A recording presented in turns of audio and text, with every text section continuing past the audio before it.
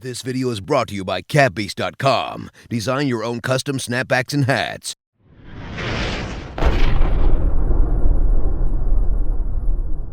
What is going on, guys? JD from New York here. Thank you so much for tuning back into the channel on this Monday, September 11th, 2017. We're going to go over today the entire second round of the Mae Young Classic Tournament. I finally got around to watching episodes 5 and 6 this morning. A few gems in there I want to talk about, man. Most notably, the match between KAIRI SANE and Bianca Belair, which some of you guys came to me before I even sat down and watched this thing and told me, JD, you are going to love this match. You guys were not wrong at all. That match is the definition of why I love tournament-based contests in professional wrestling. We're going to go over all that, plus so much more that happened in the entire second round, including Shayna Baszler, Toni Storm, and Piper Niven as well. So we're going to go over everything in the entire second round in this video. Second round today. The next set of tapings, 7 and 8, will be tomorrow right before the final, and I will review the final on Wednesday morning. As part of a double upload on Wednesday. We'll do that, and then we'll do reactions for NXT, and then NXT review on Wednesday night, man. Thank you guys so much for supporting the channel. If you guys missed anything regarding Off the Script, it is live on the channel. I uploaded Off the Script a little bit later than usual on Sunday afternoon, but there's a big story within episode 186, part number 3, concerning the Mae Young Classic and Ronda Rousey's involvement, a possible involvement during the Mae Young Classic finals, this coming Tuesday night following SmackDown Live in Las Vegas. If you guys want to find out what that could possibly be and what WWE might have planned, make sure you guys go and check that out, as well as parts number 1 and 2 of Off the Script this weekend. Big stories revolving Roman Reigns, The Undertaker, and Brock Lesnar. And then WWE contemplating giving Jinder Mahal a WWE Championship title reign that runs through 2018, man. So a lot of big stories. If you guys missed any of that, live on the channel right now, Off the Script, episode 186, part number 1, 2, and 3, all live on the channel. Thank you guys so much for showing love to my sponsors, man. You guys are fucking great. audibletrial.com/offthescript, still giving everybody 30 days free to try their service out with one free audiobook of your choice. All new listeners only. So if you guys got PC, Android, iPhone, it is good to go. All you got to do is use our unique link. You got 30 days free to try their service. You're going to get one free audiobook just for listening to the words that come out of my mouth today. And I know Charlotte Flair has an autobiography coming out called Second Nature.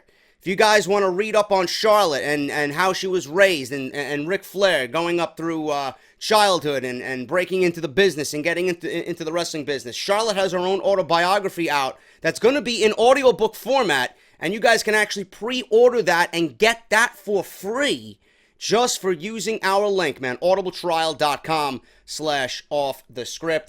barbershopwindow.com/offthescript for your official JD merchandise for Off the Script. Use coupon code JD17 at checkout.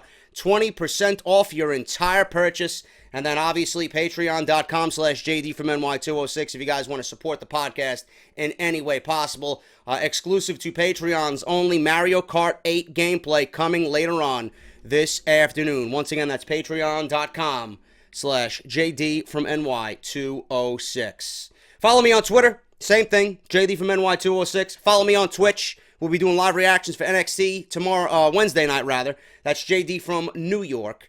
And make sure you guys hit that subscribe button down below and turn on that bell for all notifications.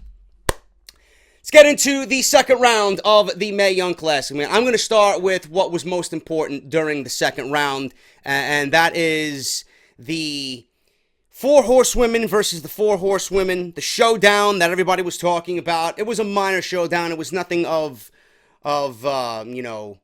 volcanic, nature, nothing like that. It was just a mere stare down, just one group taunting the other. It really wasn't anything all that spectacular. There was no fists thrown. There was no arm bars applied. There was no bloodshed yet.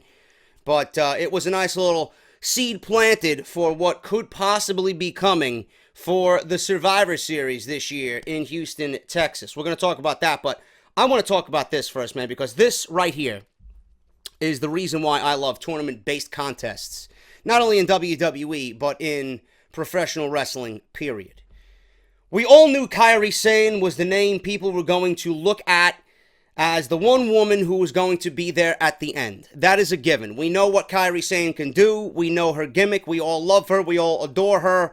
And we all are rooting for her in this tournament. Okay? But tournaments are really, deep down, a showcase for what other talent can possibly do. It is a showcase for women like Bianca Belair. And in the Cruiserweight Classic, it was a showcase for guys like Kota Ibushi that I've personally never seen. You know, I'm not the only one who's never seen Kota Ibushi wrestle before, okay? I don't really pay attention to New Japan Pro Wrestling. That was my first taste of Kota Ibushi. Instantly fell in love with him, with his work in the Cruiserweight Classic, especially the match that he had with Cedric Alexander. You know, TJ Perkins, Cedric Alexander himself, Rich Swann, Tony Nese was fantastic in that tournament. Brian Kendrick, we all got behind Brian Kendrick because he was the heartfelt story. You know, there was a nice little sub-story there within the tournament. Bianca Belair is none of that. The one time I seen Bianca Belair was on NXT at a random NXT taping on Wednesday on the network. And it was a qualifying match to get into this tournament. I believe she had a one-on-one match with Aaliyah of NXT. Now, there was nothing really showcased there that blew my mind. You know, she has a great look. She has a very cocky attitude about her. And that's the one thing that stood out about Bianca Belair. Okay, plus the gimmick with the long braided hair that she uses as a weapon, which should be banned. You know, it is an illegal weapon. But WWE lets it go because it's part of her gimmick. It's different. It's fresh. It's not something that we are normally going to see in a wrestling match in a WWE ring. Bianca Belair, I don't know if this was discussed in the first round. It might have. I might have overheard it. I'm not really sure. You know, the commentary between Jim Ross and Lita really didn't get any better in this entire second round. I mean, it got like a cunt's hair better. But that's about it. I mean, they made mess-ups all over the place. JR at one point called a RKO a stunner. And Lita, I believe in the Candice LeRae match when she went up against... who did she go up against? I'm not really sure. It was Candice LeRae and Nicole Savoy. I think Candice LeRae, obviously Johnny Gargano's wife, got the submission hold that he's known for, the Gargano escape, right? Candice LeRae did that in the middle of their match with Johnny Gargano sitting at ringside, and none of these two, Ross or Lita, made mention that that is Johnny Gargano's or one of Johnny Gargano's signature moves, and his wife is using it in the tournament with him sitting at ringside. They failed to mention that. And I'm looking at the tournament, I'm watching this match, and I'm like, how do you let something like that go under the radar? And then Jim Ross, again, with this match with Bianca Belair and KAIRI SANE, you know, can you imagine if Mauro Ranallo was calling this thing? There was just barely any enthusiasm from Jim Ross. And we are regularly cutting down commentators on WWE television. You know, we all zing Michael Cole for his shortcomings, and, you know, God knows I rip into Percy Watson and JBL and Byron Saxton, Booker T. I rip into all of them. There's barely anything good on WWE's main roster commentary teams. But if I gotta rip into those guys, I gotta rip into Jim Ross, no matter what his status is as a legend. Now, I love Jim Ross. Anything that he does, I'm going to listen. But that doesn't mean that he's immune to criticisms. When I went down to WrestleCon in Orlando, the one person that I paid for first for an autograph, because I wanted to wish him well, and I wanted to give my sympathies to him and him losing his wife, and I wanted to tell him how much of an influence he's been on me and me doing commentary for House of Glory. He was the first person I paid for to sit down next to, grab a few words with, and take a picture with. Jim Ross. I love Jim Ross. But that doesn't mean he's immune to mistakes and immune to criticisms. He and Lita did not get better during this second round. And I can only imagine, the wrestling fan in me can only imagine if Mauro Ranallo was calling this match, how much it would have enhanced the already great match that these two women put on. Now, back to what I was saying. I don't know if this was mentioned in the first round. It really shocked the hell out of me. Bianca Belair has 1 year of wrestling experience. If I would have told you that after watching this match, you wouldn't have believed me. I'm telling you right now. If there's one match that is the best match in this entire tournament, I haven't watched episodes 7 and 8 yet, and I don't really need to because this is the match that stole the entire tournament. This was the best match of the Mae Young Classic. Why? Because it did exactly what this tournament needed to do. It put Bianca Belair on your brain. It put Bianca Belair on your lips. And you're going to be thinking about when you're going to be seeing Bianca Belair in NXT. This tournament made Bianca Belair a superstar. And that's why tournaments are so much needed in WWE. You can only imagine what the WWE could do if they do the King of the Ring tournament with the guys they have on the main roster right now that don't get an opportunity. Bianca Belair actually out-wrestled and outperformed Kairi Sane in this match. I love Kairi Sane, but that makes two women in this tournament that out-wrestled and outperformed Kairi Sane in the Mae Young Classic so far. Not taking anything away from Kairi Sane, she more than likely is going to win this entire thing. As well she should. She's the next in line to take Asuka's place in NXT. But Bianca Belair outperformed Kairi Sane. And that's saying a lot. I don't know if WWE is holding Kairi Sane back from what she was normally doing in Stardom. I don't know. Possibly. Because she was very physical. Whatever I seen of her on Lucha Underground, which I completely forgot in the last video I did, I apologize to those that corrected my mistake. I didn't realize that the Black Lotus Tribe had Kairi Sane play a part in that against Pentagon Dark on one episode during Season 3 of Lucha Underground. I completely forgot about that. But I don't know if WWE is holding Kairi Sane back a little bit, but they damn well let Bianca Belair go out there and showcase exactly what she could do. For a 1-year rookie in this business, my God, is her ceiling absolutely through the roof. Through the roof. She cracked that ceiling through, and she said, screw this. I am going to be the next big name in women's wrestling for WWE. Belair only has 1 year experience. If I mentioned that to you after this match, you wouldn't have believed me. Belair started to show off during this match. She blew a kiss at Kairi Sane, and it was a very, very LOL moment during this match. Kairi Sane blew the kiss, or caught the kiss that Bianca Belair blew at her. She looked at it, she threw it down to the ground, and started stomping on it. I laughed out loud. I thought that was a great spot. Kairi caught Belair with a missile dropkick, which ultimately set off Belair, okay? Then she takes her hair and starts whipping Kairi Sane with it, and the snap of her hair, I don't know how much this realistically hurts her opponents, but the sound of it is great. Whipped her in the chest, sounded like an atomic bomb going off, sounds like a literal knife-edge chop going off, and just imagine a Chris Benoit knife-edge chop. It sounded like that, but she's using her braided hair. And she continued to whip Kairi Sane to the point where the crowd got so pissed off at her that they pretty much leveled her with volcanic heat. Now that's what I call heel heat. Because everybody loves Kairi Sane, and the fact that Bianca Belair was using that to her advantage to get a reception from the crowd the way that she did, absolutely fantastic. Absolutely fantastic. So that set off Belair, continued to whip Kairi Sane with her hair. Referee tried to step in. She didn't listen to the referee, really healing it up. It's illegal, but I love it. I think it's great. It's something different, and it's something that we don't see from any of the other women on NXT and Raw and SmackDown. It's a different look for a woman to use her hair as an illegal weapon. What could they do? Tell her to cut her hair off mid-match? Tell her to take her braid out? No, not going to be able to do that. There was one part in this match where they both get into a striking contest. Kairi Sane started throwing some back fists and some slaps and some punches, some elbows. But Bianca Belair, the much larger of the two, you know, Kairi Sane's small. She's like 5'1", soaking wet, 115 pounds? Very small woman.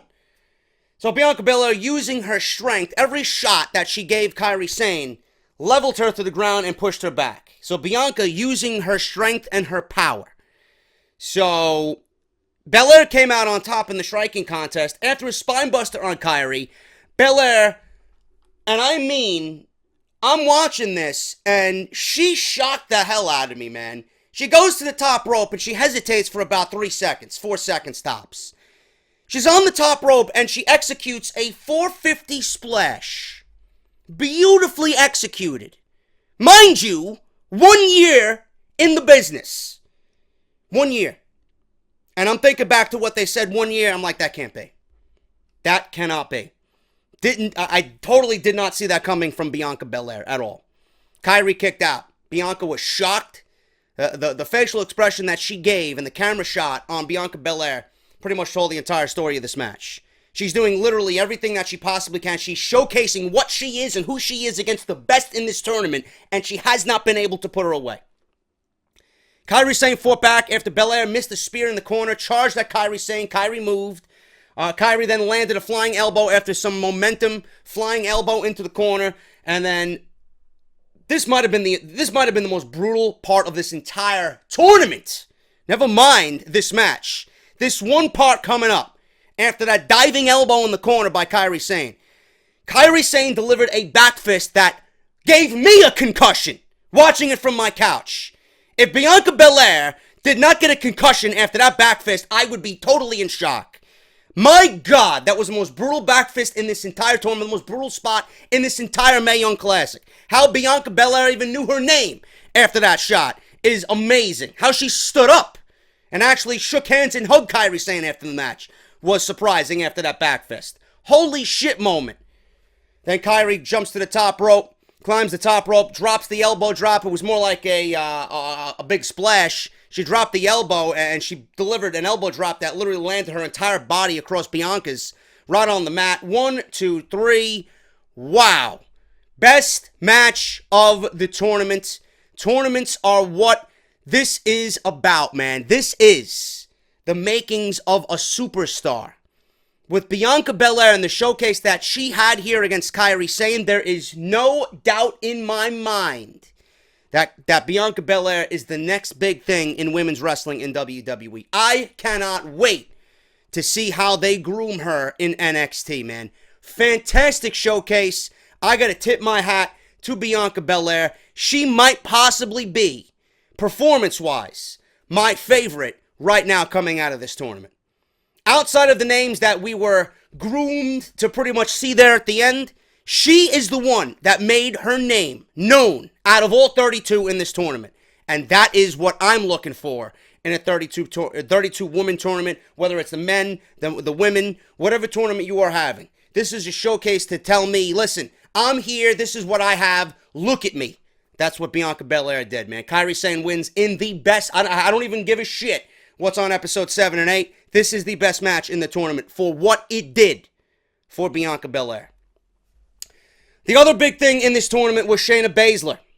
Shayna Baszler and the Four Horsewomen. You got Marina Shafir. You got Jessamine Duke. You got Ronda Rousey. And then you got Shayna Baszler. Okay, Shayna Baszler was one-on-one with Mia Yim. This was a much, much more competitive match than Shayna Baszler had with Zeta in the first round. That ended in literally a minute. And Baszler applied a cross-arm breaker. And that pretty much was the done deal with that. Mia Yim actually stood toe-to-toe with Shayna Baszler for most of this match. You can still see how green Shayna Baszler is in the ring, but I'm going to bypass that, and I'm going to overlook that because, number one, she's got a great presence. Number two, she's got a great look. Number three, I'm pretty sure she could kick the shit out of most of the men in the locker room. I would not want to mess with Shayna Baszler at all. She can look at me the way she looks at me when she's about to finish off an opponent, and I'm like, all right, bro. I don't want none of you. So you can still see how green Shayna Baszler is, but she's got a great look and she's got an amazing upside. There's a reason why Triple H and WWE management have been pushing Shayna Baszler the way that they have in this tournament. Now it could probably be just for the seeds planting of the Four Horsewomen versus the Four Horsewomen, but that's going to be the sub story with Shayna Baszler going into Tuesday night's final. Spoiler alert! I'm apologizing. I'm sure you guys know what the final is already. You guys are no dummy. But this was where shit broke down, okay? Shayna Baszler walks down the ramp. You got Charlotte, you got Becky, and you got Bayley. Sasha is not there. She was on tour in Australia, I believe. Australia or New Zealand. One of those countries, goons, who've been mistaking me or correcting me for my mistakes about the difference between New Zealand and Australia. Who cares? It's the same thing. If you're asking me, a New Yorker, it's the same thing. They got the same accent. It's the same thing. I don't care where they're from. Goons. I don't care. Anyway, I believe Sasha was in Australia doing promotional work for the company, so there was only 3 of the 4 WWE version of the 4 Horsewomen at ringside. Shayna Baszler walked by the 3 women sitting at ringside, and Charlotte was there, obviously most noticeable out of all of them, doing the 4 Horsemen sign. Shayna Baszler completely ignored them as if they weren't even there. She had one thing on her mind, and that was to make Mia Yim tap out. Mia Yim got some offense in. Not like she was completely buried in this match. She had some nice offense, a nice suicide dive to the outside in the first couple seconds of this match. Nice few takedowns, even went for a tarantula submission, aka Tajiri. So Baszler applied an ankle lock towards the end of this match, which I thought would have been the end of it, because she locked it in. There was no way for Mia Yim to get out of this thing, but Mia Yim battled out and followed up with a sit-out powerbomb for a very, very close near fall. Yim then took a high risk, and I don't know why she did this. She should have just kept it on the ground and tried to battle Baszler the way Baszler's been battling her, with submissions. But Mia Yim decided to pretty much go a step further and end Shayna Baszler the best way that she could, with a high risk. She attempted a 450, and Shayna Baszler was on the ground, caught Mia Yim in the 450, caught her mid-air, and applied a rear naked choke to make Mia Yim tap out for the submission. And Shayna Baszler advances to the 3rd round of the Mae Young Classic. No doubt in my mind, I even knew this before the tournament even started. I even said it without even knowing the results until people spoiled it for me.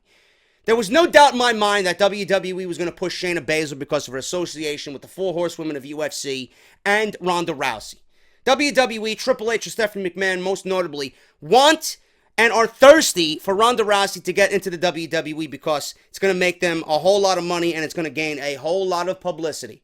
So Shayna Baszler being in the finals against Kairi Sane, that is going to be big money for WWE, and we're going to see the next step in this 4 Horsewomen versus 4 Horsewomen feud for WWE that probably will culminate at Survivor Series. Now, after the match, Shayna Baszler hugged her stablemates, Rousey, Jessamyn Duke, and Marina Shafir.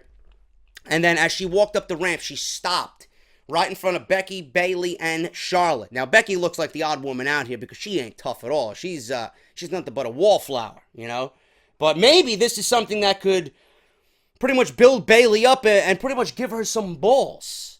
Maybe this will toughen Bayley up. I don't know. But Shayna Baszler stopped, mocked the WWE version of the 4 Horsewomen, had some choice words for her, which we couldn't see because the camera was to Baszler's back, but Baszler threw up the 4 and walked away. So that left Charlotte, Becky, and Bayley really agitated, and they really couldn't do anything. So the plan right now is for another stare down during the finals of the Mae Young Classic on Tuesday night after SmackDown Live. We'll see what happens with that. But Baszler advances, and that was the other big storyline in the 2nd round of the Mae Young Classic. Other than that, there was really nothing else in the 2nd round that really caught my eye. There were a few other matches that I really enjoyed, but, it was pretty basic. You kind of knew what was going to happen. Nothing really stood out. Nice competitions between the women throughout the rest of the 2nd round. Abby Laith versus Rachel Evers. Rachel Evers is very, very good. She's gotten a lot better from what I seen when I first initially seen her in NXT. Cassius Ohno was sitting at ringside during this match. I have no idea why. Maybe he was there just as an NXT representative for Rachel Evers and Abby Laith. I have no idea. Rachel Evers had a big boot during this match, a big boot spot, and she yelled out primitively like Xena Warrior Princess after she big booted Abby Laith. Crowd was going crazy at this point. Laith screamed back. She delivered a big boot of her own as Rachel Evers was delivering another big boot, and they both big boot each other. So, and that received a chant of women's wrestling from the NXT faithful. Rachel Evers had a huge power slam off the top rope that looked really, really good for a near fall. Rachel Evers went for another big boot, but that was reversed into a power bomb, and then that was reversed into the alligator roll. Abby Laith wins with Mae Young's move, the alligator roll once again, or the alligator clutch for the 1, 2, 3. Piper Niven versus Serena Deeb. Serena Deeb is the Brian Kendrick of the tournament. So she's the underdog. She's the one coming back after being let go, seeking redemption. That's her story within the story of this tournament. Piper Niven I didn't make mention of this in the first couple of videos that I seen, or the first match that she had with Santana Garrett, who I hope WWE signs. But Piper Niven has some great theme music for this tournament, man. It's kind of odd because it doesn't look like something that she would normally listen to, but it's got a nice vibe to it, man. You know, I could really get into that. Kind of doesn't fit her, but I like it nonetheless. Serena Deeb, like I said, playing the underdog character in this tournament. Like I said, she's playing the Brian Kendrick role from the Cruiserweight Classic. Piper Niven played to her strength early, size and weight advantage. Serena tried a body slam, which was early on in the match, which I really didn't understand. You know, I don't understand why you got a much smaller woman against a much larger woman, and they try to go for a big body slam as if it's going to happen. No, it's not going to happen. Why would you even want to put yourself through that? That's not something anyone should be attempting early on in a match with the size of a woman like Piper Niven. Serena got in some nice offense on Piper Niven, like I said, who is the much larger of the two. There was a monkey flip from the second turnbuckle that she executed nicely, a beautiful neck breaker. She did manage to get a half body slam on Piper Niven. Piper Niven did a Kevin Owens rolling senton in the corner that crushed Serena Deeb for a near fall. Serena went for her spear and missed. Piper then executed a Vader bomb. Serena kicked out. People thought that was the end of it, you know, and then Piper climbed the top rope, missed a big splash, but then got right up as Serena attempted an Irish whip. The Irish whip was reversed into the Michinoku driver by Piper Niven, and she gets the victory over Serena Deeb. Very, very good match. So we had two good matches here, man, on episode number 5. Abby Lath beats Rachel Evers in a good match. Piper Niven beats Serena Deeb in a very good match. Mercedes Martinez and Princessa Suhei, nothing of any importance here to me. Both of these women are just ordinary and boring, if you ask me. There's nothing that stands out about either woman. Nothing that stands out about either woman. The one thing that stood out in this match was that Princessa Suhei was dressed in Wonder Woman color. She was dressed in blue, red, and gold. She looked like legitimately Superwoman with a Mexican mask. Mercedes Martinez has been a 16-year veteran. And there's a reason why I feel that WWE hasn't signed her in all these years. She's boring. There's nothing that stands out about her. You know, I don't know if WWE is holding her back, but from what I've seen in the highlights and the clips that they show before her matches, she's a little bit more physical and a little bit more brutal in those clips than she has been in this entire tournament. There's nothing that stands out about either of these women. But the fact that WWE has built up Mercedes Martinez as the 16-year veteran, the fact that she stablemates in Shimmer, I believe, with Shayna Baszler, there's a reason why she's advancing in this tournament is because she's associated with Shayna Baszler. That's that. But other than that, nothing stands out about either of these women. The biggest spot in this match was a tornado DDT hit by Princessa Suhei off the second turnbuckle.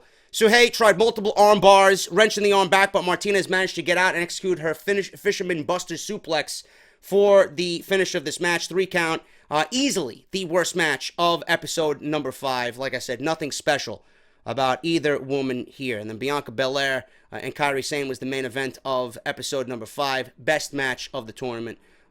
Great showcase for Bianca Belair. Kairi Sane wins with the flying elbow, the majestic elbow off the top rope. Episode number 6, nothing of importance really outside of Shayna Baszler and Mia Yim and the 4 Horsewomen versus the 4 Horsewomen showdown. Toni Storm, oh my God, Toni Storm. Toni Storm, man. Gotta love some Toni Storm. She's my new favorite, by the way. Just gonna throw that out there. Toni Storm versus Lacey Evans. I see nothing of anything special from Lacey Evans. I mean, she's got a good look. She's still very green. You know, it's just very... I don't know what it is, man. I think the whole military thing and dressing like, like she does, it just really doesn't do anything for me. It really doesn't. Toni Storm here, obviously the clear-cut winner in this match. Toni Storm here dressed very Shawn Michaels-esque. I loved it. I loved it, man. Very, very Shawn Michaels-esque with her attire in the second round. Like I said, nothing special here from Lacey Evans. Toni Storm obviously is the money woman out of the two. Wins with what I think they called Strong Zero. It's a neck breaker that she sets up her opponent. It looks like almost Sheamus's white noise, but she turns it into a neck breaker. Absolutely devastating move that Toni Storm won here against Lacey Evans. Toni Storm advances into the third round. Shayna Baszler versus Mia Yim. Baszler makes Mia Yim tap out with a rear naked choke in about 6 minutes. Rhea Ripley versus Dakota Kai. Dakota Kai got the victory with her double foot stomp off the top rope. I love Dakota Kai. I think she's money as well. Rhea Ripley, I believe, is already signed to a WWE developmental deal. She's only 20 years old. Both of these women are going to have a very, very bright future in WWE, but the right woman won. Dakota Kai wins with her double front stop off the top rope. I believe Rhea Ripley was in a trio of woe position, what made it even more devastating. Just picture Alberto Del Rio with his new finishing move, the double foot stomp off the top rope. That's exactly what Dakota Kai used to finish off Rhea Ripley here in the second round. And then Nicole Savoy, who, again, I don't know what it is with these wannabe MMA women, you know, wanting to get into the world of professional wrestling. If you've seen one, you've seen them all, man. There's nothing that stands out about Nicole Savoy. I think the only thing that stands out about her compared to Taynara Conti and Shayna Baszler and Mercedes Martinez is that she's the most attractive of the four. That's the only thing that stands out to me. But other than that, there's nothing really special about these women who want to have this MMA look, and here they are in this tournament. She's got 5 years experience, but clearly she was not going to win over Candice LeRae. Candice LeRae is a sweetheart, man. I'm rooting for Candice LeRae here. You know, Candice LeRae wins with Johnny Gargano at ringside with Candice LeRae's wild ride.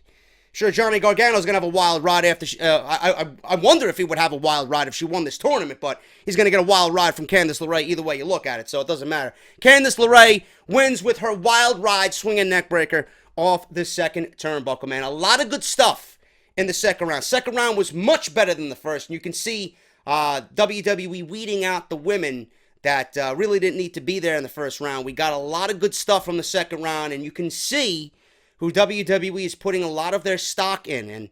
And when I cover the next round tomorrow, I'm gonna go over exactly who I wish WWE has signed, if not already signed. My top 16 out of the 32 for this tournament that I think WWE should sign or has signed already from the Mae Young Classic, man. But my God, if you guys missed that Bianca Belair versus Kairi Sane match, I urge you to go out and watch it, man. An absolutely phenomenal showcase from Bianca Belair, and I'm actually going to tweet her after this that she actually had the best match of the tournament, man, bar none. Unbelievable showcase, and that's exactly what I'm looking for from this tournament, man. So thank you guys so very much. I am JD. Enjoy your Mondays. I'll see you tonight. Monday Night Raw review tonight, happening right after the show. Thank you guys so very much for everything. If you guys enjoyed this video, hit this thumbs up down below, and I will see you guys tonight for Monday Night Raw review. Enjoy your Mondays, and I'll see you tonight for the next step in the build for WWE No Mercy tonight on Monday Night Raw. I'll talk to you later.